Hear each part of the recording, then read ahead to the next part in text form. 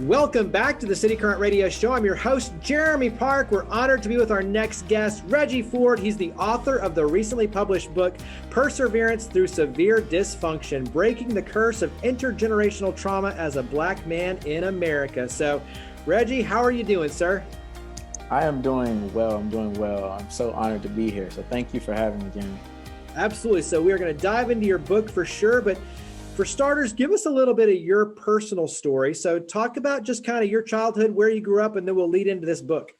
Absolutely. So I grew up, born and raised, Nashville, Tennessee, mostly on the east side of town, and then started to bounce around a little bit, saw nearly every side of Nashville, and eventually landed near the Antioch area where I went to high school.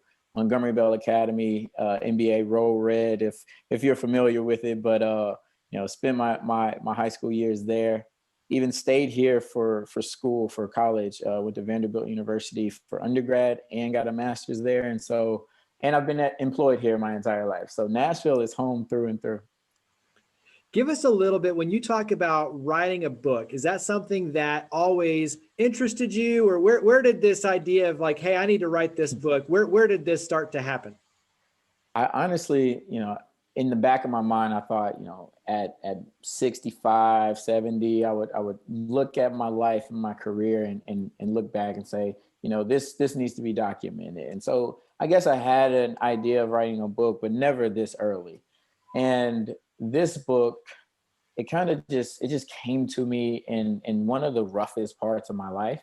So much dysfunction from a family standpoint, so much turmoil going on mentally in my head and in our country, that I felt necessary. I just felt gravitated toward writing and expressing myself in that manner. I've always been a better writer than verbal communicator. And so it started as a journal. I was journaling in my phone, the diagnosis of my grandmother, my dad about to go back to prison, possibly. My mom just, so much resentment and tension in our relationships. And so it was all a journal. It was all it was a therapeutic way to get through everything that was going on. And it just turned into a book accidentally. Is it scary because when you write a journal, it's private, and then all of a sudden the book is very public? Absolutely. But at the same time, just like singer-songwriters, they find that sharing those personal experiences actually brings people in and creates a really powerful relationship and opportunity to open the floodgates for everyone to become closer, but to have better understanding. So where are you in that process of scary in terms of sharing, but yet also too, a powerful experience in opening up? Yeah. In all transparency, I've had the book finished for a little minute, and that fear of really sharing the story, as intimate and as personal as it is, just really having so much self-doubt and fear that, am I doing too much? Am I saying too much? Am I gonna be well received, and things like that. But then the same token, so many people, when I start to tell my story, to your point, they open up, and although our stories are different, Jeremy, you and I, we have totally different stories, but as I tell bits and pieces of my story, you'll be able to connect to some of it. And I think that's the beauty of the book. When we talk about mental health, that's something that we can all say we have a commonality in. You may not have the family structure that I had growing up or things like that, but you probably can find some similarities. And so the resounding, consensus of just I can connect to your story from people from all walks of life that I've gotten is what really pushed me over that self-doubt and that fear, and told me that, for a greater good, to help as many people as I think I can with this book, I got to do it.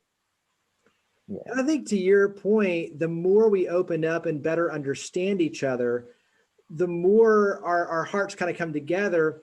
It becomes really hard then to marginalize or think of you as over here. It's like all of a sudden, I think that's what's wrong with America and the world is we need to better understand each other, because that better understanding is what leads to respect and integrity and love and compassion and empathy, all these Yeah, things that we need more of in our absolutely. world. And it starts with, just to your point, like better understanding each other. And Absolutely. so when you look at this book, what do you hope that readers walk away experiencing, feeling? Mhm. What do you want them as takeaways to have? Yeah, so I see the book and the audience of the book being kind of on that same wide spectrum, just as my life has been, from the hood to boardrooms to, just everywhere in between. For those with stories similar to mine, who come from backgrounds like mine, I hope that it provides inspiration to say, wow, he's gone through some of the same things that I'm going through, and he was able to accomplish X, Y, and Z, and also embraced the mental health struggle throughout it, and got therapy, and does yoga, and practices mindfulness and things like that. I want to inspire a generation of folks that look and grew up just like me. Then on the other hand, to your point about understanding, for folks who do not understand or have no reference point for the lives of people like me growing up, to see it and really get into the psyche of a Reggie Ford, a young Black man in America, and say, wow, I can better understand, because I really try to get the reader into my mind. I really explain the feelings, the emotions, the thought process behind a lot of things that I was going through, and continue to go through. And I think it'll open a window to a world that so many people have never seen. And I hope that that does build empathy, in hopes of that connection, that reconciliation, and love. Yeah. Yeah. I mean, you have to walk a mile in someone else's shoes. And to your point, reading the book and being able to do that is a really powerful force. Talk about what you're doing today in terms of career, because you're, an entrepreneur. You started a business, wealth management. I mean, you've got a lot of stuff going on. Also, Yeah. too, really serving on a lot of nonprofit boards. So give us a little bit of the where you are today in terms of career. Yeah. So my career has been primarily in finance and accounting. I started off in a big four accounting firm, and then went to a more boutique wealth management shop. And I really enjoyed, different aspects of both of those industries. But wealth management, the work that I was doing, fulfilled me more than the accounting work. And so I decided to take kind of the best of both worlds, and then add in some of the passions that I've had in my life, and create Rose Creek Wealth Management. So the name derives itself from the rose that grew from a crack in the concrete. Through all the perceived impossibilities, its tenacity helped it reach the sun, grow, and blossom. And it will have damaged petals. It will have, imperfections, but when you know what it's been through, you just celebrate that. And so I feel that that has been my life story. And so I wanted to epitomize that through Rose Creek, and celebrate that, and then celebrate that in the lives of so many others who have lived similar lives, who are, young, affluent, but need guidance. And so Rose Creek Wealth Management seeks to serve those type of clients. And I work with athletes because, I was an athlete in college, played football at Vanderbilt, and a lot of my friends were those NFL players being drafted, those, baseball, basketball players making it to the league. And I've really, we see the statistics all the time, but I really wanted to be a solution, instead of, just expecting that 80%, nearly 80% of the NFL players are going to go broke. I didn't want that to be the expectation anymore. So heavy focus on educating, and really changing that narrative. How did sports, and especially like when you mentioned playing football at Vanderbilt, how did that, or the coaches, how did that pivot your life or impact your life? Sports changed my life. Football changed my life completely. I started playing football at 10 years old, through an organization called Backfield in Motion, which, talking about the nonprofits I'm on the board of now, it's kind of full circle. I was a little lost 10-year-old. My dad had just went to prison a couple of years before. I was doing well in school, but just an angry little kid. And sports gave me structure. It taught me discipline. It taught me commitment. And so many of those things, and teamwork, so many of those things are transferable in every part of life, whether it's working in corporate America, or if it's volunteering at the local nonprofit. You know, you're utilizing so many of those skills, and you have to be dependable. You know, people have to call and know that you said 8, you're going to be there at 8. And so, yeah, like I learned so much through sport and was able to carry it over. And even, you know, I've been the best player on teams, and I've been the worst player on teams.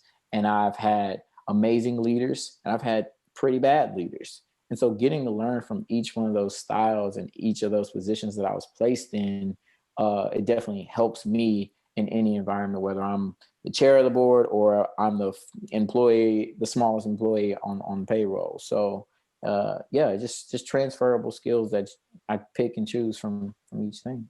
Absolutely. Well, it's smart on your end, because you take both the good and the bad in, and you figure out where you fall on the spectrum, and be able to absorb it all and use it for the right reasons. What on your end, when it comes to the board service, what are some things that motivate you, that inspire you? I mean, you mentioned the board service, but talk about the heart side of your community service. Yeah, I think my life's experience has driven all of my nonprofit endeavors, my board participation. And so for me, for so long, I felt that education was the way that what opened up so many opportunities for me. And so a lot of my board involvement was surrounding education. How can we make education better for the future and current students that are going through school? And what barriers do those students face? Do those families face? How can we help solve some of those? And a lot of these nonprofits are filling in the gaps that, you know, schools cannot fill in right now, whether it be due to funding or just overall scope. That's not the school's job. And so, you know, joining Backfield in Motion, which sounds very football focused, and that's how it started, but football was the hook, and sports now is the hook. They've branched out to many different sports, but the overall goal was to help increase the academic performance of students and turn young men, when it first started, now we're offering the services to young women as well, but turn them into better citizens so that they can thrive. And so things like that really pulled me in. Communities and schools, filling in the gaps where schools lack. Monroe Harding is an organization that I'm heavily involved in and on the board of, that, you know, from foster care to housing to job placement to all these different things that vulnerable young people need. And they just, you know, people want to be loved. People want to be loved on, and people want to know that they matter. And whether it's the education piece, now as I've learned so much more about mental health and getting into that, those things really draw me in, and I just want to give my all to them. I'm on the board of a yoga studio, and I've been practicing yoga for over 5 years. I just became a certified yoga instructor, and so I recognize the physical benefits of yoga, but then the emotional and the mental and spiritual and everything else. And through Small World Yoga, this nonprofit that I'm on the board of and teach through outreach, I can impact so many people, and we can impact so many people and help them see the benefits that I too have seen. So, you know, I have a lot of interest, as you can tell, but when you're passionate about it, it doesn't feel like work. It doesn't feel like a burden. And I get excited every day to do the things that I do. Yeah. And I love that, just, you know, from hearing it too, you go all in. So it's like, if you're going to go, you go all in, which is Gotta awesome. go all in. Yeah. Yeah, I love it. And I'm curious on your end, what's on your heart? Because when you talk about loving on, you know, people and them wanting to be loved on, when you talk about the relationships, when you talk about, you know, your book, even on the intergenerational dysfunction and, you know, everything that you're dealing with as a Black man in America, what's on your heart that you want people to understand and know, just from your personal vantage point of, you know, what you've gone through, but most importantly, like what we need as a community to be able to come together and to heal, to understand each other, to have respect for each other. Mm-hmm. How can we in a good way move forward with what you've seen, but where we can go? I think one of the biggest things that I always hope for and this, no matter what your views are, to be open-minded. I think as we grow older, we grow more closed off and more cold and more set in our ways. And and I think the best way to heal is to be able to come and sit just like we're sitting, and have an open conversation. Know that it's a safe space to have that conversation, and have an open mind that okay, my ideas may be changed in this conversation. The way that I've been looking at life may be changed. And so I've taken it upon myself to view the world and try to, back to your earlier point, walk in somebody else's shoes to see how is it that in 2021 someone doesn't believe in racism. Let me understand that, so then maybe I can better communicate with them. And then in the same how, if they're talking to me, how is it that they don't see some of the issues that I've faced as a real issue, and vice versa. So, just, I think having open mind and an open heart to receive other people's comments, other people's thoughts, ideas, whether you think you're absolutely right, 100% right or wrong, you have to be open to learning and growing and changing. And so I think that's one. But I don't know. I think that's such a big one for me, because I see it on, when you go to social media, when you talk to people. It's like, it's crazy how so many things get put into right, left, Democrat, Republican, red, blue, and it's like some of these things are just human issues. Some of these things are us connecting as people, and it should supersede any political party or anything like that. And so I think, if we got to a point where we started looking at issues as human issues, because our blood, it's going to come out red. We both bleed the same. Our chromosomes are 99.9% the same. And so when we look at the world that way, I think it'll help open up and start some real healing and real conversation. Yeah, I agree. We're so quick to put labels on things when in reality, like you said, these are human issues. These are human interests. These are human elements. These are human relationships. And to your point, our blood is the same. So we're brothers, whether we look at it that way or not. But it's like in reality, we're brothers. And when I look at kids, like they're all our kids. These are our community kids. So it's like, regardless of skin color, religion, all the different labels we want to put on there, these are our kids. It's our community, and we're all, like you said, we're all in this together. So wrap up and talk about where we can get the book, where we can follow you and your efforts. So where do we go? Websites, social media, where do we go? Yeah, so Reggie D, for D is my middle name, Dwayne. Some people think it's Deuce. It's Dwayne. ReggieDFord.com. You can subscribe to the newsletter and get all the updates. Reggie D Ford on Instagram, Twitter, Reggie D Ford FB for Facebook. And yeah, the book is available. If you're not a fan of Amazon or ordering online, please call your local library or your local bookstore and request that they order the book. The distributors will get it to them for you. But yeah, definitely follow me. Reggie, greatly appreciate all you do. Love it. Thank you for coming on the show. Thank you. I appreciate it, Jeremy.